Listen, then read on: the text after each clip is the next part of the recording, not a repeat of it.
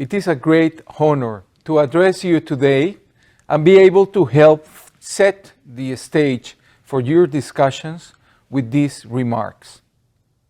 I wish to extend my deepest thanks to UNWTO Secretary General Pololikashvili for his kind invitation to address you, and at such an important crossroad for air transport and global tourism.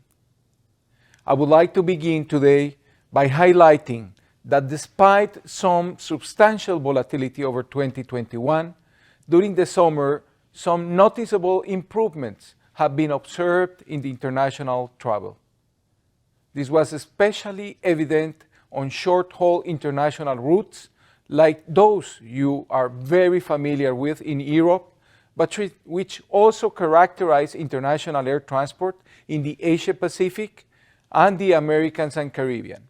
I wish to express ICAO's deepest gratitude to UNWTO for being such an effective partner and contributor to aviation's response and recovery efforts, including through the ICAO Council Aviation Recovery Task Force, or CART, and our recent high-level conference.